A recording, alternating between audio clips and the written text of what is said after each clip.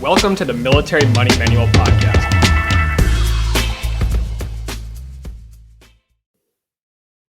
Hello, and welcome to another episode of the Military Money Manual Podcast. I'm Spencer, the founder of MilitaryMoneyManual.com, and I'm joined today, as always, by my good friend and co-host, Jamie. Jamie, I know you're super excited about today's episode. This is a topic that is very near and dear to your heart. What are we talking about today? Today, we are going to talk about getting out of debt. Like you said, I'm very excited about this. I'm very passionate about it.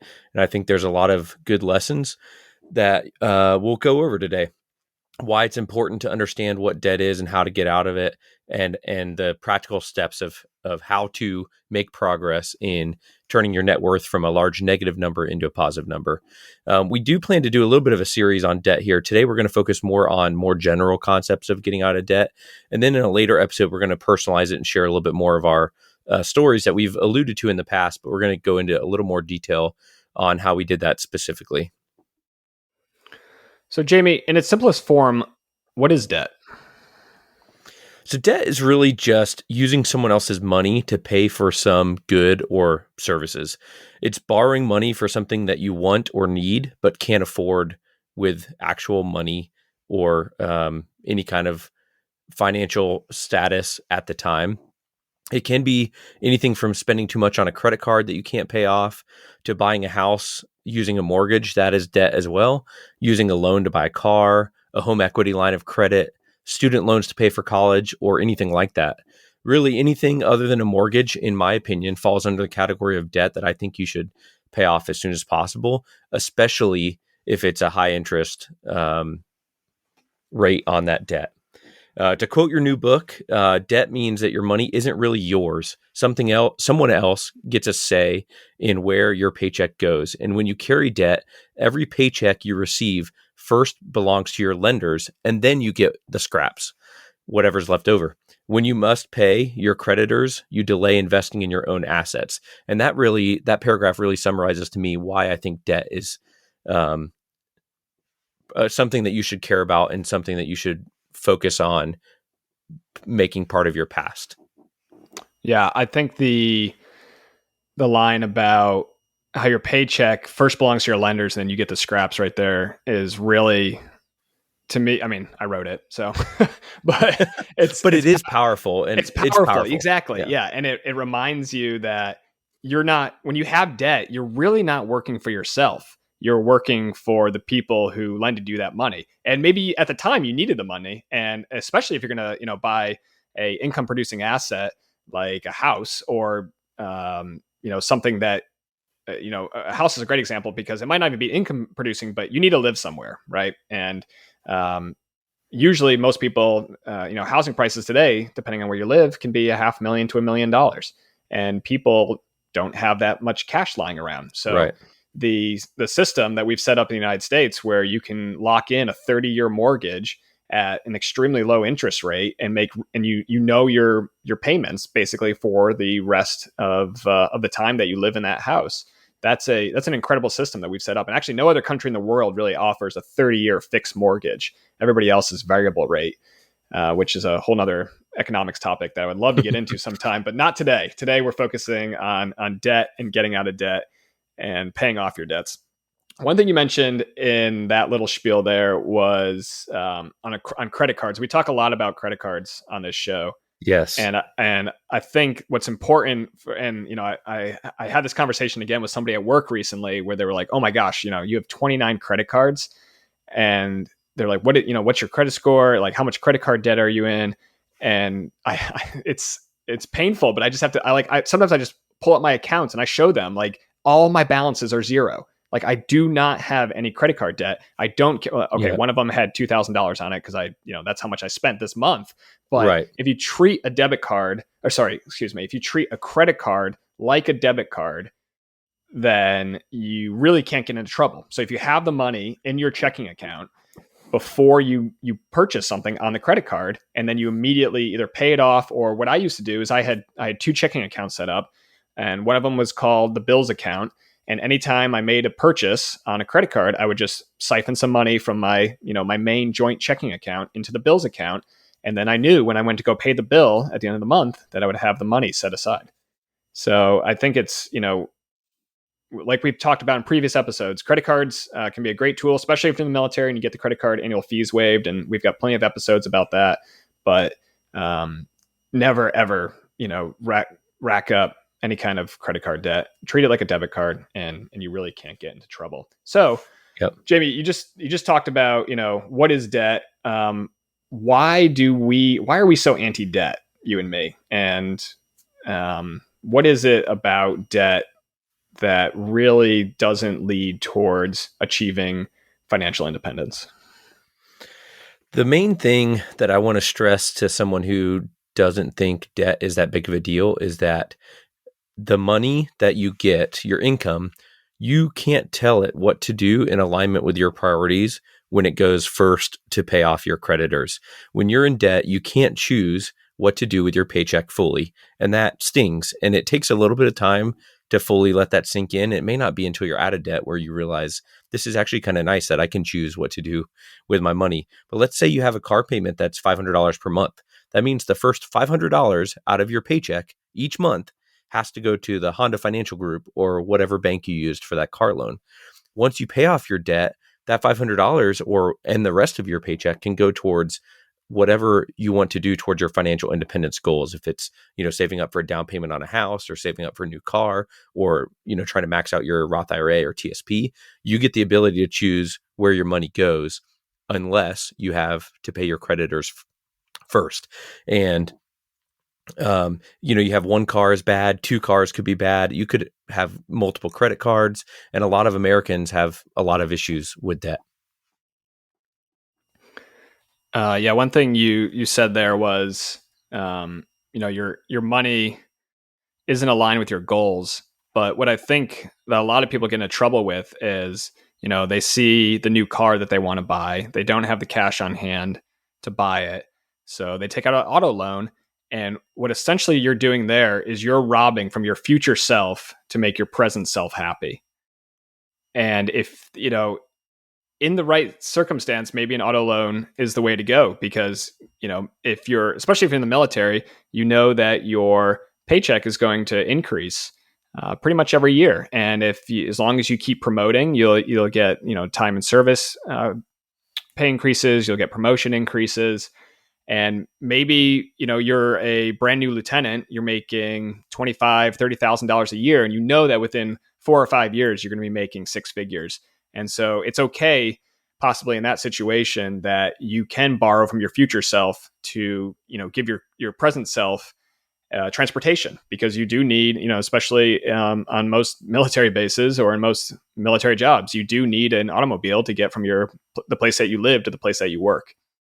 So I think just recognizing that when you take on debt, you're essentially robbing from your future self, future income that, rather than investing that money into an income producing asset and generating future streams of revenue and income for your future self. Yeah. So you're taking away choices and freedom from your future self is a great way to think of it. Yeah. And which is the exact opposite of financial independence, because financial independence is saving and investing now so that your future self has more freedom and more choices. And it's having the discipline now so that in however long it's going to take, whether it's 2 years, 5 years, 10 years, 15 years, but eventually you'll have enough savings that you get to decide what you do with your time. And you have the ultimate freedom and choice, which is not trading your time for money anymore. So, Jamie, debt in America. I know we see lots of headlines. We hear lots of things in the news. How bad is it? Where are we at right now? Is there anything different in the military specifically in terms of debt behaviors? I think the military members are targeted in some unique ways that maybe the average American doesn't get targeted with maybe some payday loans and high costs of moving and regular moves and things like that. But I think overall, the military members probably face debt at the same rate or similar rate. I don't have any empirical data on that, but very similar to the average American overall, with a couple unique caveats. And debt is a huge issue in America. There's a lot of talk in the media about student loan debts, but really that's just kind of the tip of the iceberg of everything that is an issue with debt. 13% of Americans have student loan debt. That's probably likely because not all Americans are that young, but so that's just a small percentage of student loans being an issue. But let's talk about student loans for a second. The average student loan payment in August of 2021, the average borrower at graduation in August of 2021 graduated with $36,900 in student loan debt. And that debt has gone up drastically, way higher than inflation. And in fact, the amount of student loans that an average graduate has outpaced inflation by 41%. So it's definitely an indicator that it's becoming more common and easier than ever to take out debt at a young age. We would never allow a 18-year-old to take out a $300,000 mortgage, but for some reason it's okay for them to take out $300,000 in student loans with no income, no credit history, and no history of good financial common sense, basically. So that's kind of a summary of student loans, I think. And then I'll jump in. Go ahead, Spencer. I was just going to say, for in the military, we've got the USAA Career Starter Loan and the Career Kickoff Loan. And both of those are extremely low interest rate, and they can be a great opportunity. If you do have student loans from going to college, or if you have an auto loan from a car that you bought, it's a great opportunity to possibly refinance those loans into a cheaper loan.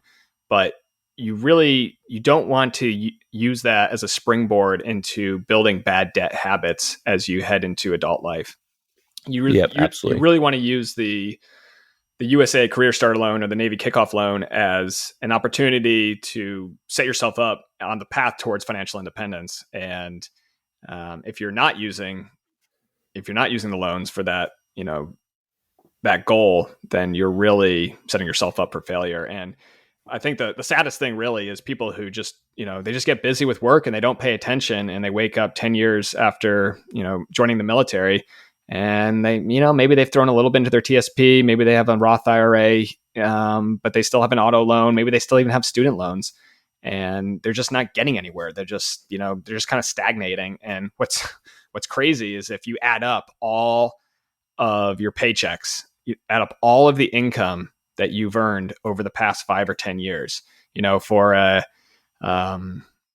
senior officer, or not senior officer, but for a major, let's say, that could add up to over $1 million, possibly. Yeah. Easy. And if your net worth isn't some appreciable fraction of that, if you don't have 100,000, $250,000, $500,000 set aside, then that can be really depressing. And, so I really encourage, especially the younger listeners of the podcast, if you're coming right out of college, go listen to our episodes on the Career Starter Loan, go listen to our episodes on advice for new officers. But, you have an amazing opportunity to really set yourself up to achieve an early financial independence and not become kind of those financial zombies that, they just follow the same habits over and over again. And they wake up 5 or 10 years later and they realize that they have nothing to show for all the income that they've received. Right. If you are one of the, maybe an RTC student, or you came in via OTS and you do have student loans, there's a lot of people that are in that same boat. But the same principles we're going to talk about through this episode apply to any kind of debt as well. But getting back to student loans, in the class of 2021, the average payment was $433 a month in those student loans debt. So if you're a brand new O1, for example, that's about 10% of your pay per month. And if you add a car loan on top of it, which is about $500 as well on average, that's 20% of your pay right off the top. And the government isn't going to save you from this. 99.9% of the time, you're going to have to dig yourself out of the hole. The student loan forgiveness programs and doing 25 years of public service or whatever, they're not working. They're not working for almost anyone. The percentage of people that are getting accepted is very, very minuscule. I mentioned car loans a second ago. In February of 2021, the Lending Tree, which is a real popular website, said that $563 was the average car payment per month. And the average term of that was 70 months.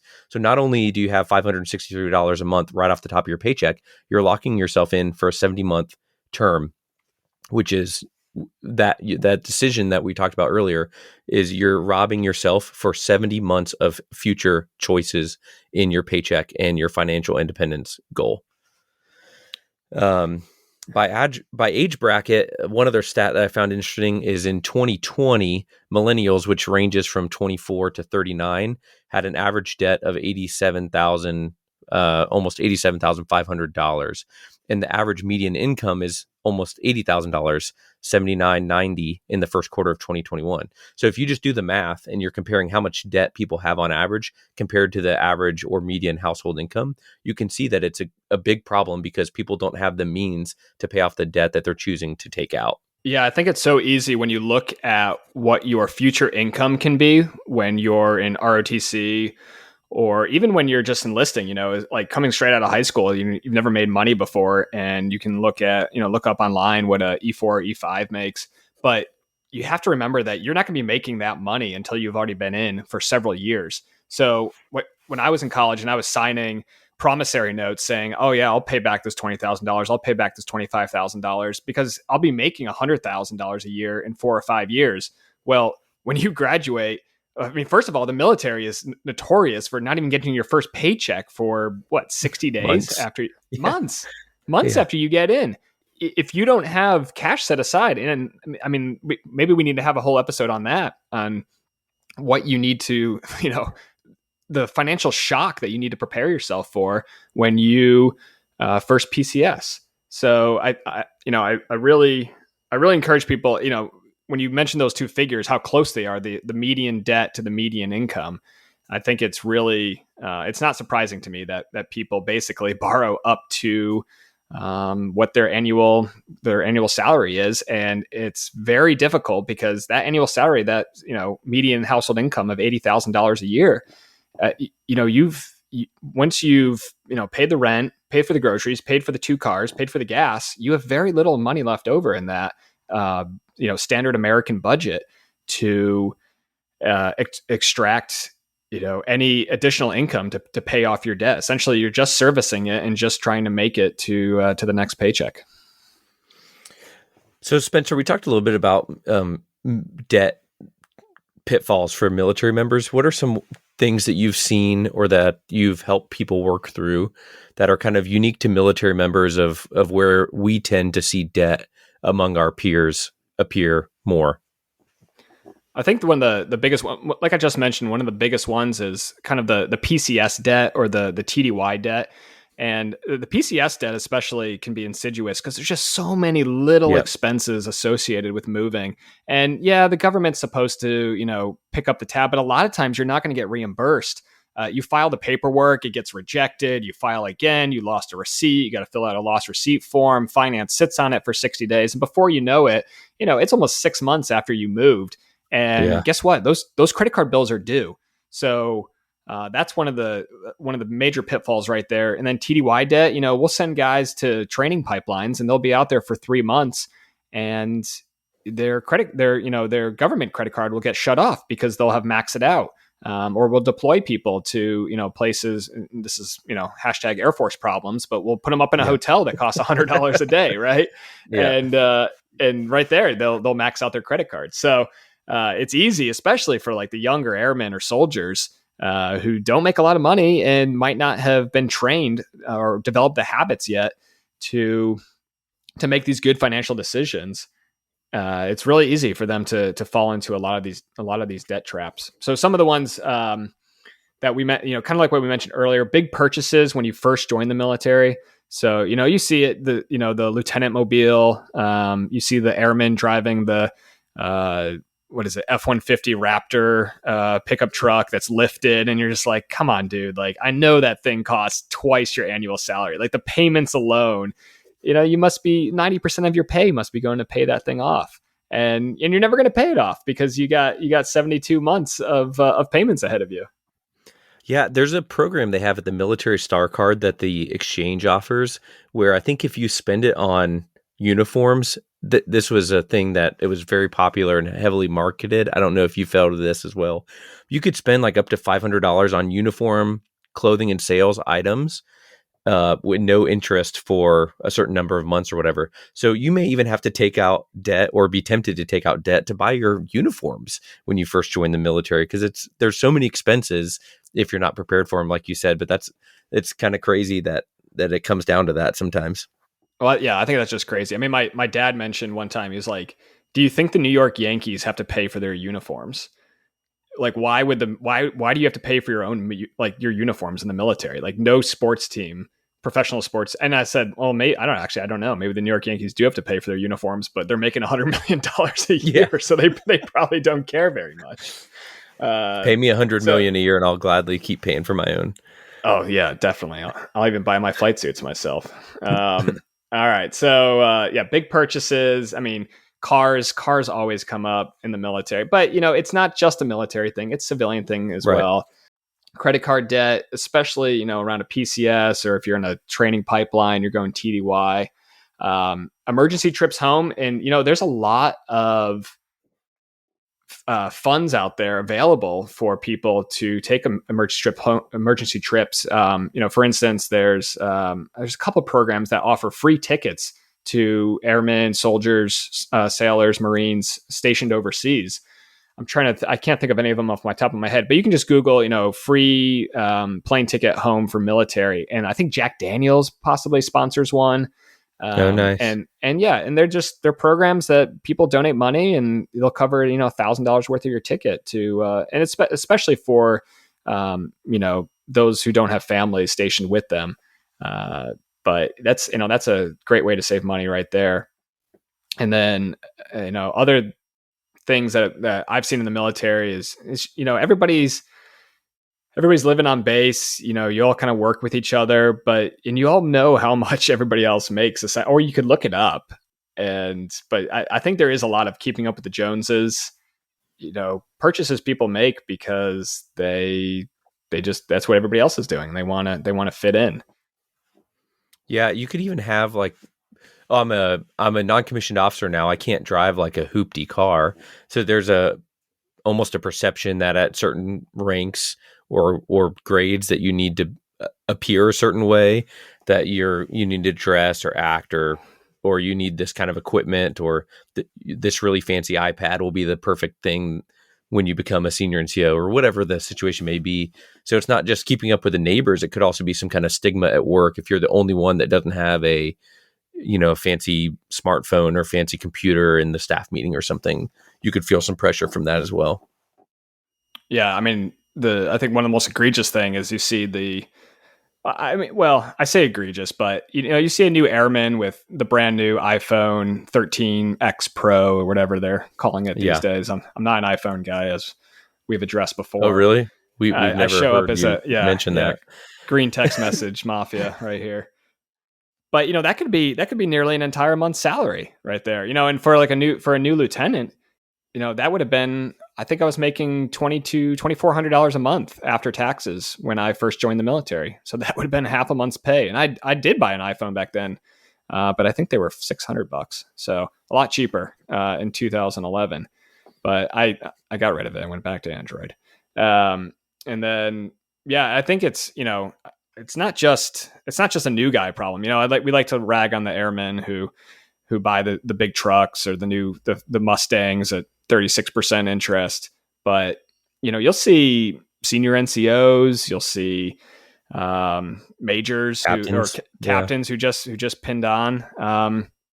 And, it's, again, like, if that's your lifestyle and you can afford it, go for it. But if you're going into debt to fund that lifestyle, I think you have to, again, if you're thinking it through and you decide this is what I want to do, like, who am I to say don't do it? But if financial independence is one of your financial goals, and I think it should be, I think it's literally the ultimate financial, like, getting out of debt is not a goal. It's maybe it's a sub goal, but on like the stepping stone. A stepping stone, right? It's on the path to financial independence, and actually, once you're on that path to financial independence, there are a few instances where you can use debt smartly, and we'll address that a little bit later, because right now we're just talking about how to get out of debt. But do you have any stories about anybody you've worked with credit card debt or absurd loans? The worst I had is one time I had a senior NCO, E7 level, who had $10,000 of credit card debt starting out their PCS, and then added another 10 when we met later in the year. And I asked how their progress of getting out of debt was going. It ended up basically doubling, and they had accumulated $20,000 in credit card debt at the E7 level. So like you said, it's not just a new guy problem. And you can't always tell. It's not like, oh, that guy is obviously out of shape with this financial journey. You can tell that his uniform's getting a little like tight around the waist. You have no way to know. And so that's why I think it's important to be open to providing feedback, providing guidance and mentorship. And if both parties are open to discussing it, we can learn from each other, because you're not going to learn it from any kind of formal program. You're not going to learn this at basic training or OTS or OCS. You really just have to seek out the lessons for yourself, like Spencer did back in the day, of just start reading books. Every book in the library about personal finance is how Spencer got started on his journey to where now he's hosting a podcast, about a really good podcast, by the way, about personal finance. 5 stars. That's right. And I actually had a conversation. It wasn't about debt at work yesterday, but it was about investing. It was about the TSB, and the guy was contributing 17% of his paycheck into the TSB, which is great. He's not BRS, so he doesn't have to worry about the 5% match, but 100% of his funds were going into the G fund. And that hadn't always been the case. He must have been, because he had some in like a life cycle fund and then some in the other 5 funds. But I just sat him down and I just talked him through. I was like, okay, this is kind of the strategy you're pursuing right now. I think you could really increase your gains, because you're going to be investing this money for the next 30 or 40 years. And I think you can really increase your gains by moving into a life cycle fund. And then as you increase your investment knowledge, then maybe you can set your own asset allocation. But I was able to have that conversation because we started talking about finances while we were on a TDY together. And he made the joke, like, because I actually didn't bring it up. I always, and this is one of my tactics for spreading the gospel of financial independence, is I never bring up investing, and I never bring up money when I'm on a TDY or when I'm at work. I let other people bring it up. If they bring it up, I will happily have the conversation. But I think way too, and this is a PSA for all you officers out there, way too many people will share, I'm on, this is my investing strategy, or I've got, 7 houses and we're buying another one. And it's like, and they always want to talk about what they're doing. But if you really want to help somebody, you have to listen to them, and you have to meet them where they're at, and don't dumb it down for them. Don't talk down to them, but you're going to reach you're going to help way more people if you let people come to you. And, during initial feedbacks that I have with with the people I supervise, one of the things that I always bring up is I have a little money talk. It's very generic, we just talk, but I ask them, like, how much are you putting into your TSB? And they don't have to answer. It's not required. But I want to make sure that I broach the subject and I leave the door open if they ever want to come back and continue to have the conversation. And so if you're listening to this podcast and you want to help somebody out that you work with, I think bringing it up in a very non-judgmental, non-threatening way, and then just offering to have the conversation, but then that's it. Just let them make the first move. Right. And when the topic does come up, it's important to understand too that everyone's strategy is different. So I can't compare what Spencer's goals are and the way that he's meeting his goals or working towards his goals with my goals and the way that I'm working towards my goals. So if Spencer's putting 90% of his paycheck towards Bitcoin because that's what fits his financial independence journey, which he's not, and we would not endorse that, neither of us would, I can't say, oh, that's the right thing to do for me, because my goal, my family, my situation, my starting point, all those factors are just different. So you can't take someone else's view and just blanket apply that template to your finances, nor should you pressure, like Spencer was saying, someone to do everything exactly like you're doing. That won't go well, probably. Yeah, that's right. So Jamie, we talked a little bit about, what types of debt do military service members tend to fall into? Some of the big debt trends in America, people racking up very large debt amounts.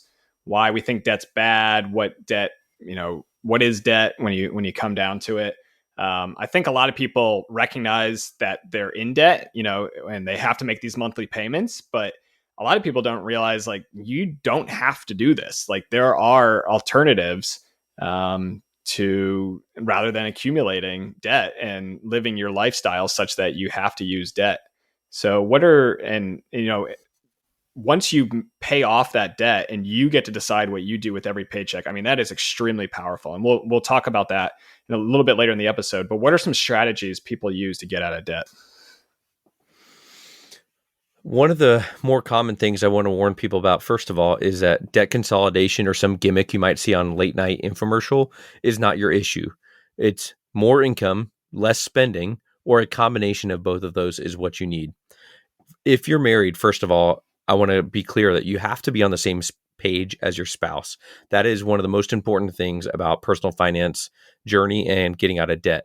If you can't get buy-in from them, it's going to be much harder and more difficult. You guys need to be on the same page. Share your why with them. If you're the one initiating the conversation about, hey, I want to start paying off our debt and get out of debt, share the why. What's the vision? What's the 10-year plan? I want to be sitting on the beach with you in Fiji in 10 years, and right now we can't afford that. And so I would like to get us out of debt so we can start saving more so that we can pay for our kids' college in cash so they don't start out with student loans.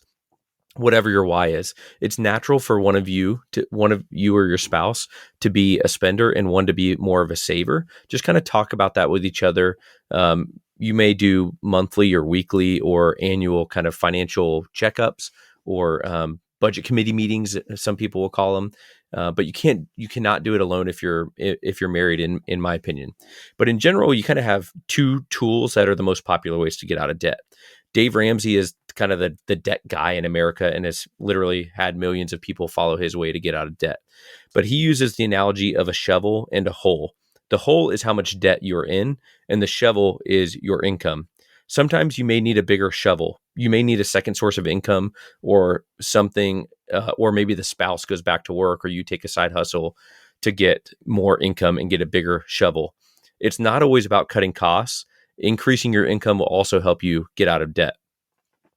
The first thing I would want you to do, take any non-mortgage debt and write it all down. Whether you make a spreadsheet, Google Docs, write it down on a piece of notebook paper, like Grandpa, whatever method you want. Just take an inventory of all your debt, make it thorough and complete. Look at the bank, the institution, the credit card company, and the current balance, and list them all on a sheet. I think when you total up those items and compare it to your monthly payment, also list your monthly payment each month. So total balance and monthly payment, you'll kind of be amazed at what the numbers reveal and how little of a choice you're having with the income coming in. You may have never looked at it like this before. And if you don't have a budget or a written spending plan, now is a great time to do that. And sometimes when you list out all your expenses, when you add up the Spotify, the Hulu, the HBO, the Netflix, the NFL pass, all those memberships, the gym that you never go to, but you're too embarrassed to go in and cancel, your cell phone bill, it can really, really add up. So that's kind of the first step to get out of debt, no matter which kind of model you choose, is to write it all down. Some other famous strategies that kind of play into that are the debt snowball or the debt avalanche. So Spencer, can you talk a little bit about those two methods and which one you prefer, or pros and cons of each one? Yeah, sure. So essentially, they're the same. And the main trick to both of them is, let's say that you have 5 loans that you need to pay off, and they're from $1,000, $2,000, $3,000, $4,000, $5,000, we'll say. And so that's I can't do math in my head, but I think that's about $9,000.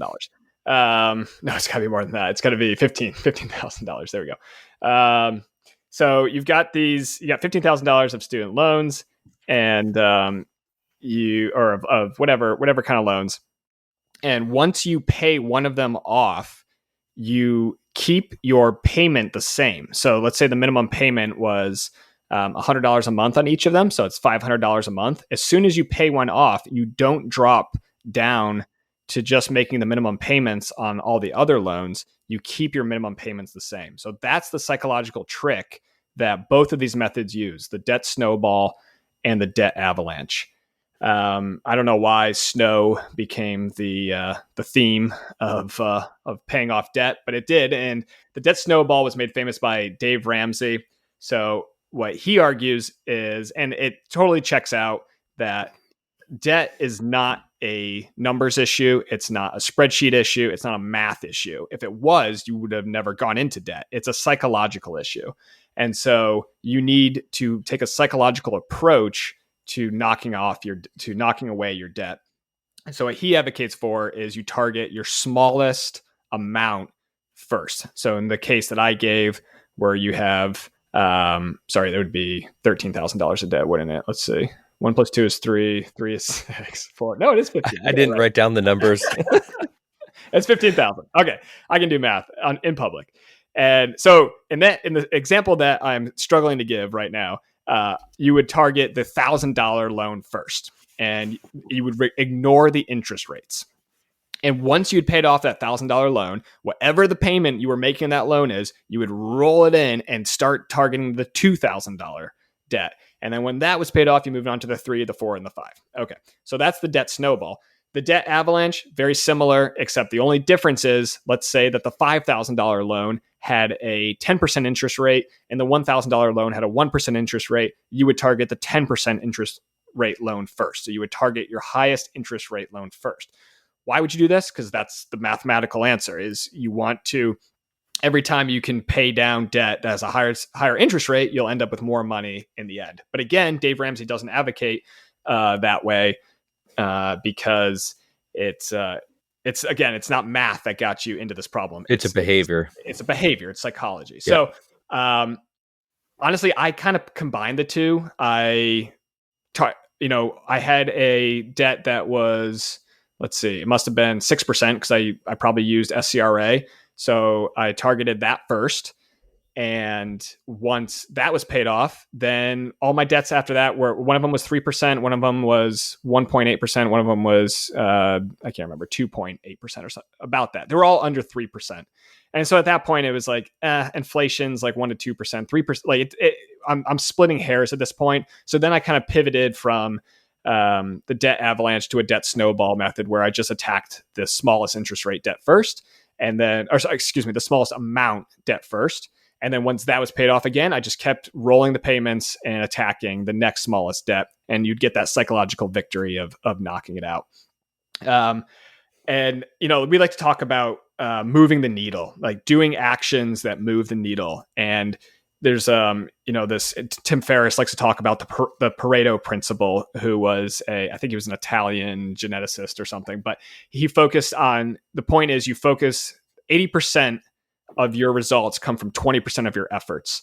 So if you focus on the 80% solution, basically, just pick a method, just do something and just start attacking it. One thing, Jamie, that you talked about, it's back, do something. Yeah, exactly. We're making it a few months. It has been, but we're totally making it a thing. One thing that you mentioned, Jamie, was writing down your debts. I think just like you didn't get into debt because you're bad at math, you got into debt because you have these learned behaviors or these psychological, these tricks that basically, or you're not realizing that you're robbing from your future self to make your present self happy. I think writing it down can be one of the hardest things, because once you're an ostrich with your head in the sand, and once you pull your head out of that sand. And I don't think ostriches have fingers, so they can't write. But once you write down the debts, that's probably the hardest part right there. It's just admitting that you have a problem. It's like Alcoholics Anonymous. Like the hardest part is not following the 12-step program. It's walking through the door and admitting that you have a problem. And a lot of people don't want to admit they have a problem. And especially like you were talking about, when you have a married couple, there's probably one person in the family that's the spender or the Spencer in this case. And then there's there's the other person who's the saver. And you might both be savers or you might both be spenders. But I think there's a lot of, people bring in the learned behaviors that they took in from their family, that they took in from their school, and they apply those to their adult life. And if they never learn anything different, if they never hear anything different, and that's a lot of the reason why I wrote this book, Military Money Manual, specifically for military service members, because there's not a book out there that specifically addresses and targets military service members and speaks in a language that that they'll recognize and understand. So that's my long spiel of 2 strategies: debt snowball, debt avalanche. What do you got, Jamie? Yeah, one key takeaway there is either system you pick a system and it's going to work. The difference, the math behind the interest rate isn't really going to matter a whole lot. It's not going to move the needle, like you mentioned. That math is not going to make a drastic difference in your long-term net worth and financial independence journey. What will make a difference is if you pick a system and start doing something and moving in the direction towards getting out of debt. And it will also move the needle backwards if you choose not to do anything and you continue living in debt and accepting that. For my personal story, not to give away too much of future episode, but our first debt that we paid off when we combined finances after getting married, my wife had a Macy's card with an overdue balance of $107 on it. So the debt snowball was very easy to get a moral or like an emotional victory with paying off 107. So once you order it, if you're doing debt snowball with the smallest to largest, look at it and like, how quick can I pay off $107? Not the minimum payment of 25. How quick can I pay off 107, close the account and be done with that debt? And then you can start stacking them and you get the momentum. And that's where the debt snowball comes in. If you want to choose the debt avalanche, go for it. It's completely fine. I kind of, like Spencer said, combined a little bit as well. I did more of the debt snowball, but if there was one that was really close and there was a drastic difference in interest, I would flip them. But for the most part, I went off of balance. Go ahead. I was just going to say the one other one I heard recently, which I like the name of a lot, and it gets away from the snow metaphor, but it's the debt tsunami. And what it's very similar to the debt snowball, but what they added, and again, the trick here is once you pay one off, you keep your payments the same and you keep rolling the payments into the next debt. And that's the trick in both programs is, you can make these minimum payments. So as soon as one is paid off and you stop accumulating debt, you stop the bleeding. I think that's really important to mention too. Yes. Is when you're on this journey towards financial independence and you're starting from a negative number, that's fine. Just don't make that negative number any bigger. But the debt tsunami, and actually your Macy's card is a great example of this, is they targeted the debt that had the greatest psychological impact first. And the person who's writing about this online, they actually had a gambling debt. And so they had broken that habit and they no longer had a gambling problem, or maybe, I'm not sure, maybe it's like being an alcoholic where you're always recovering, but they attacked that gambling debt first. They paid that off. And then they were able to move on to the other debts. And so even though it wasn't, the smallest, it wasn't the highest interest rate, whatever, that was the debt that for them, allowed them to say, okay, like I'm a different person. I have a different behavior now, and I'm not someone who has gambling debts anymore. Just a couple other things about the 2 strategies there. I think there's a lot of goodness in Dave Ramsey. I read The Total Money Makeover when I was a young lieutenant. It was one of the books that I checked out of the library when I went on my kind of personal finance binge. And I used him to really start my financial independence journey. And a lot of, in the Military Money Manual, I talk about the different strategies that you can use to pay off your debt. But one of the things that I mention in the book are avoiding high interest rate debts and, stopping the bleeding and not taking on any more consumer debt. And with the Service Member Civil Relief Act, if you've accumulated any debt before you enter active duty, you can get those debts reduced down to 6%. That is a benefit that Congress has enacted, and any lender has to abide by it. So that is an opportunity right there for you to get your debts reduced down to 6%. Which, for a lot of people, that can be a great opportunity to start getting ahead. Some of the other things that I mentioned in the book, rapidly paying off your debt, I think is a great strategy. You can use the strategies that we previously just talked about: the debt snowball, the debt avalanche, the debt tsunami. And then also, having that emergency fund set aside so that you can, if you do have an emergency come up, you don't have to go into debt to bail yourself out of it, essentially. Right. When you total up your debt, and let's say your monthly payment, you have one that's 433, one that's 564, and all it totals up each month, you're paying, say, $1,200 in debt payments. Once you're out of debt, guess what you do with the $1,200? You put it towards your financial independence. You save an emergency fund, and then you start investing, whether it's, for college, retirement, or a combination of those, buying a house. You put that money to work, and you maybe give yourself a little bit of freedom. So maybe you take $200 and increase your expenses, and then you invest $1,000 a month. So it's really all about going all in to get out of debt so that you have freedom afterwards.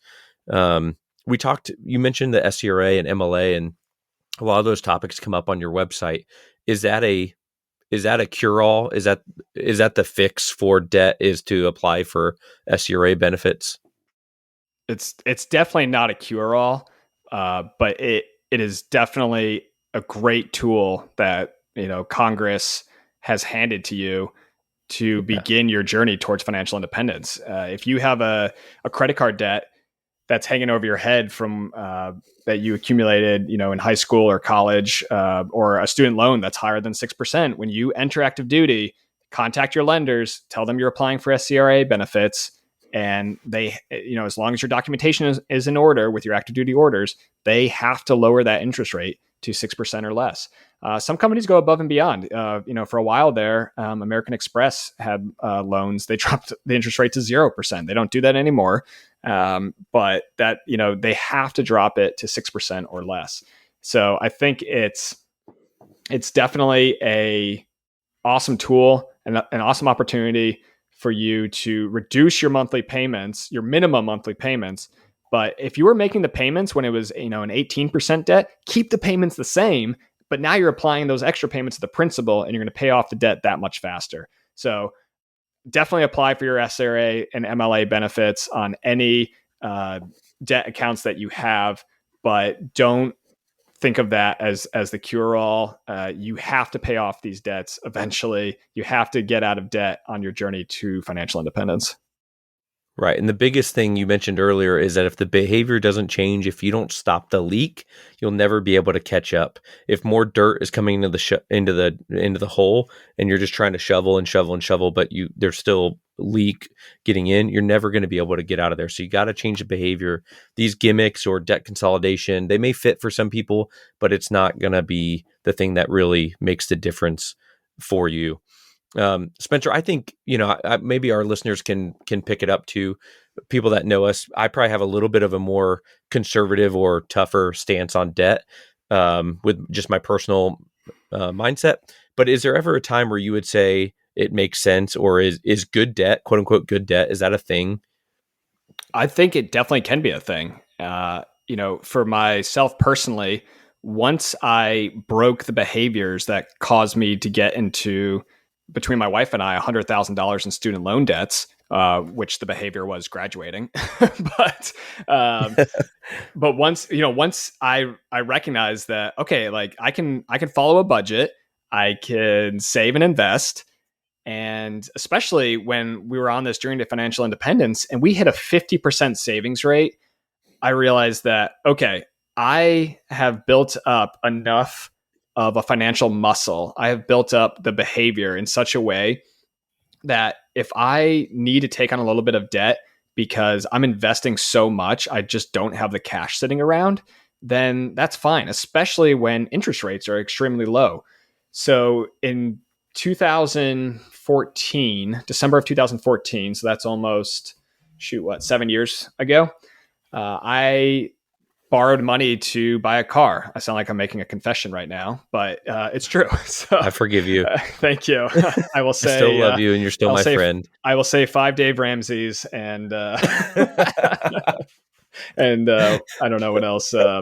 Cross myself 5 times, but it was so I was in Tacoma, Washington, and I was stationed in Tacoma, Washington, and the used car market was insane. It's kind of like it is in 2021, where you can buy if you had a used car that you bought a year or two ago, you can probably sell it for more now than you did than you bought it for.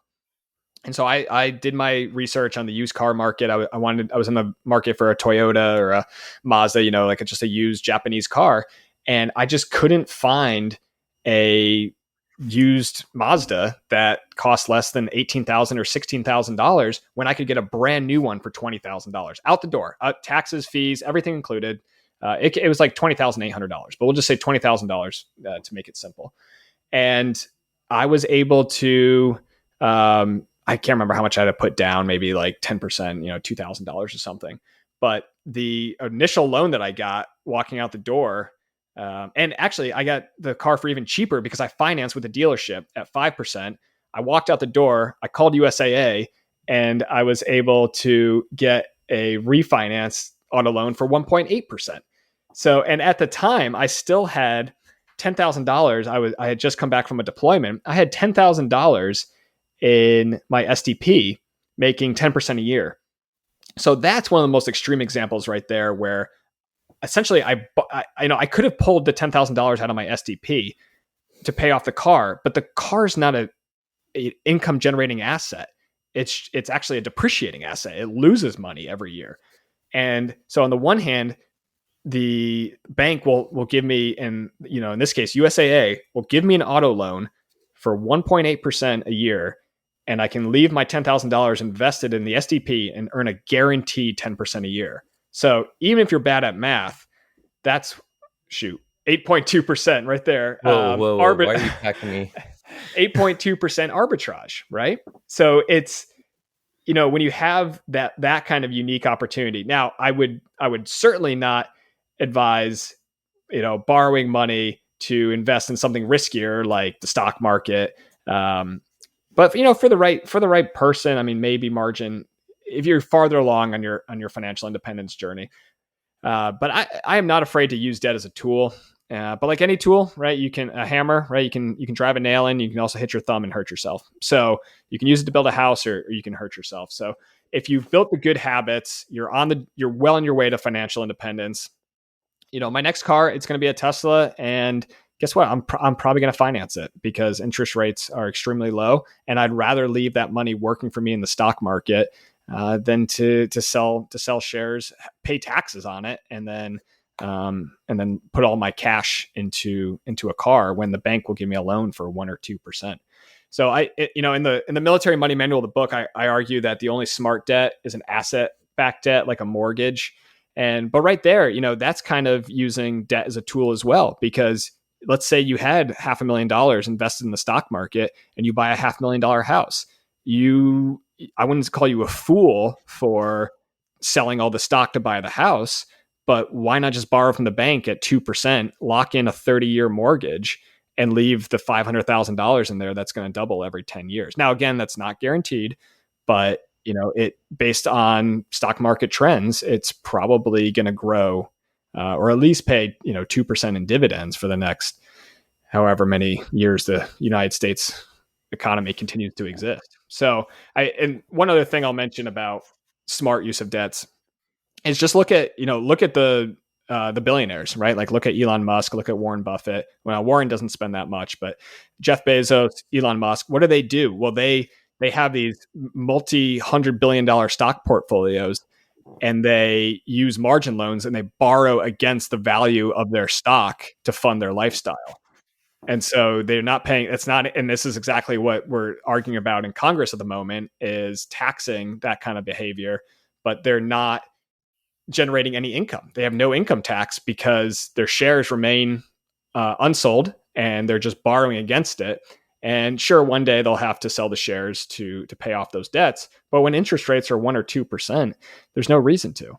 So I think I'm definitely not as conservative as Jamie on this. I definitely think that debt can be a good tool, but I think it has to come later in your financial independence journey, right? So you wouldn't tell someone who's going into the gym to start with 315 pound deadlifts. You would tell them to start with maybe 10 pounds on each side. You would tell them to, let's work on your form first. Let's work on your behaviors. Start showing up every other day in the gym and building that confidence and building those routines and those habits. That's what you need to start with first on the journey to financial independence. You don't need to start with debt. And I think that's one of my big takeaways for today is using it wisely, but once you've developed the behaviors to use it. Yeah, absolutely. I can agree with that. I could see a purpose for it when you have a higher net worth and you're further in your journey, like you said. If you have a negative net worth or a very low net worth, or you just got out of debt, just be careful with it, because it can be a tool that you can fall back, you can relapse and become an addict again, to use your AA analogy earlier. But one of the big things I want to tell you from today is, remember, you can do it. Find the why behind your journey of why you want to get out of debt and stay out of debt. Find the groups that encourage you. If you're on, Facebook or YouTube, or follow the people on Instagram that are going to encourage you on your journey.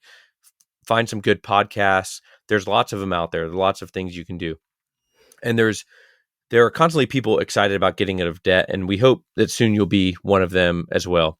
So now, Spencer, I'm going to give my kind of three questions and 3 action items, and then I'll pass it to you afterwards to see if you have any different key takeaways or things, homework, if you will, for the listeners. So first, 3 questions I'd like you to ask yourself after talking about debt today. Am I in debt? Some people may be in denial and say, I have no debt, but they actually have a car loan, for example. So you may have had a misunderstanding of what debt is. So just first of all, analyze that. Am I in debt? Do I have something that I thought was okay that is actually debt and that I should look at eliminating? What is my mindset on debt? Number 2, and am I too tolerant of it?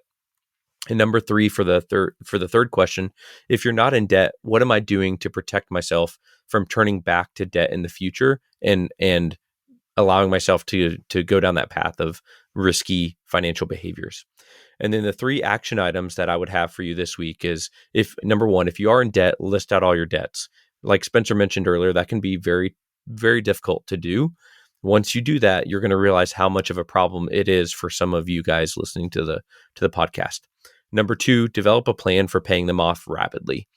Once you see that, you're going to want to make progress. And so we talked about some strategies today and some pros and cons of each. But again, the big thing is pick something, do something, and start moving the needle to a positive net worth. And number 3 action for this week, your homework assignment. If you're married, talk to your spouse. It has to be a team effort.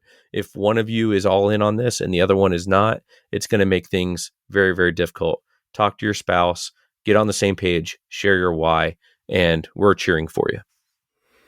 I think those are all great, Jamie. I'm just going to add 3 other things that are actually going to be a little bit different. But I think one of the most important things to recognize about getting out of debt is that it's a marathon.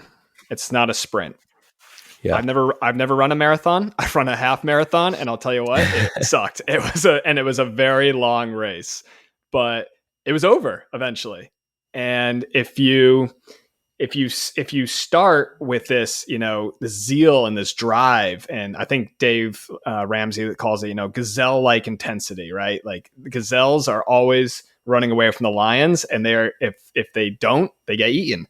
And if you bring that intensity and focus to this, I just want you to recognize that it is a journey and it is a long path. I mean, for myself personally, it took us, 2010, 5 years to pay off $100,000 worth of debt. So it's a long time. That's 60 months. That's not a short amount of time. And so what I want you to do while you're on this journey, everything Jamie said is great, but I also want you to give yourself some breathing room. I want you to relax when you can And if you receive any windfalls throughout the journey, I want you to, especially if you have a spouse, sit down and talk about it. But, if you get, and it could be something as simple as a tax refund. A lot of people are getting, the child credit now. They're getting that every month. So right there, there's some potential income to throw at this project of paying down your debt. But maybe you take 10% of it and you go out to dinner, or you go out on a date, or you do that activity that you've been putting off because you've been so diligent about paying off your money. I think, we don't know how long we have on this earth. And so I think it's very important to live in the moment, and to really relax throughout the process. And if it is a struggle, if your payments are so high that that it's it really is a struggle to make the payments, then all I can tell you is that you need to either look at your expenses, look at reducing your expenses, increasing your income. And if you do have a little bit of wiggle room and you are still struggling, maybe cut down the amount that you're throwing towards your debt while you're paying it off. And maybe you just take a break, just for a month. You make the minimum payments, you don't make any extra payments, and you take that additional money that you free up and you treat yourself to something. But it's important to recognize that it is a long process. And when you have, mileposts and goals along the way, celebrate those wins when you get there. Yeah, for sure. Really good point, Spencer. Thanks for counterbalancing my aggressive tendencies about debt. One thing I didn't mention yet that I just want to make sure we talk about is another thing that, kind of borrowing from Dave Ramsey, is he talks about the 4 walls. So if you're behind, if you're drowning in debt and literally don't have enough to make your minimum payments right now, one thing that's very important to recognize is what little money you do have, what to cover. Okay. So if you are paying off your cell phone bill before you're putting groceries in the fridge and giving your kids the necessary clothes they need to go to school, or the clothing you need to get a job, then your priorities are backwards. So if you're way behind and you can only pay for a couple of things, cover your food, make sure your family is fed, never get behind. You don't need to starve. If you have anything to do, pay, if you have anything to give, put it towards food, put it towards your rent. You don't want to get kicked out of your house. Put it towards your electricity and your utility bills. Winter's coming up, so your house needs to be warm. Amex will get over it. Your Macy's card can go delinquent. Your credit will take a hit. Like, it doesn't matter. You got to take care of your family sometimes. Transportation, a reasonable transportation, not Tesla debt, but whether it's bus fare or a reliable car, or getting your car up to the point where you can drive it again. And then reasonable clothing, which I kind of already mentioned. But if those 4 walls are covered, everything else can be worked out in the future. So don't let Amex get paid before your rent gets paid, and don't let Macy's get paid before your kids get food. Yeah, excellent point, Jamie. And if you are in that situation and you're in the military, there are resources available to you. So there's, the Falcon loans. I think that's like $2,000 from the Air Force Aid Society. There's also the Army Aid Society. The Navy and Marines have similar programs as well. So there are lots of programs out there. Talk to your first sergeant. I'm not sure what the Navy term is. Sorry, but there is a I got nothing. There's a chief. There's probably a chief. There is someone in your unit, in your squadron, in your company that has access to the resources to help you and can get you over to the Military Family Life Support Center, and can help you develop a budget, talk to your creditors, maybe consolidate loans. There's lots of options out there available for you. So if that is the position that you're in, there are tremendous resources out there for you. What a lot of what we talked about today is kind of for that middle ground, that person who they've got their food, their rent, all that stuff Jamie talked about. They've got all that covered and they still have additional income, but they still have debt that they're working on. And if you're in that kind of middle ground, that's what you're who this podcast was for today. And if you have debt, hey, we're interested in hearing from you. So if you have a great story about getting out of debt, or you're in debt right now and you just want us to take a look at your numbers, again, remember, like, it's the math is the math. We don't have any magic tricks, but send me an email, info@militarymoneymanual.com. And we'd love to hear your success stories, your horror stories, credit cards that you forgot about that went delinquent and they were on your wife's account, and now her Social Security credit took a hit. Hypothetically, of course. Hypothetically, of course. Yeah. And then if you're enjoying the podcast, please 5 stars on Apple if you listen there, or subscribe and follow to us on Apple Podcasts or Spotify.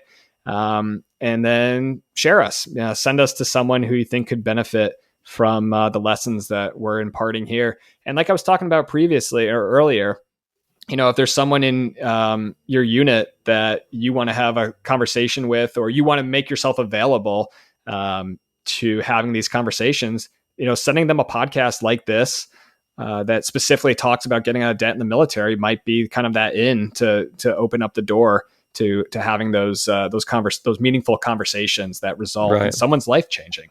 So that's a good point. We've seen a lot of growth on the podcast, and we would just want to thank you guys for listening to that. We have the number of downloads and listens that we have is really awesome. Go ahead.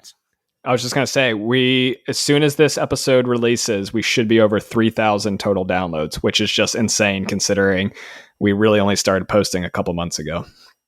Right. And then can you share a little bit about the percentage of where we rank of downloads? Yeah, I think that's where we fall now. Yeah, that's crazy. So a couple of our recent episodes, I think you have to hit over 281 downloads in the first week of an episode to be in the top 10% of podcasts. And we've hit that consistently with the last couple of our podcasts. So, the message is getting out there. Obviously we're getting shared, and we have some awesome subscribers out there. So thank you guys for listening. Hey guys, it's Spencer again. Before I let you go, I want to let you know about my new book. It's called The Military Money Manual, A Practical Guide to Financial Freedom, and it's available right now at militarymoneymanual.com/book. This is the book I wish someone had handed me on my first day in the military. In this book, I cover the exact money tactics, investing strategies I use on my path to financial independence before age 40. I break down the math of FI, and I explain the exact dollar amounts you need to retire. The book is full of easy-to-apply financial advice specifically for military service members and their families. I cover tax-free deployments, the thrift savings plan, and many more topics only military personnel can relate to. This book was written specifically for you, whether you're active duty, guard, reserve, a military spouse, enlisted, or officer. Both E's and O's will benefit from the lessons in the Military Money Manual. If you're in the Army, Navy, or Air Force ROTC, or if you're a cadet or midshipman at West Point, Naval Academy, and the Air Force Academy, this is the perfect book to start your military career with. Again, the book is available right now at militarymoneymanual.com/book, an audiobook, ebook, and my personal favorite, the hardcover book. The hardcover book was printed right here at home in the United States of America, and it will look great on your bookshelf.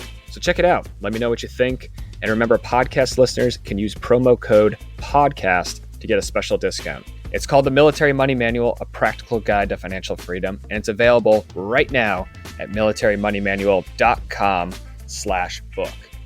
Thanks for listening.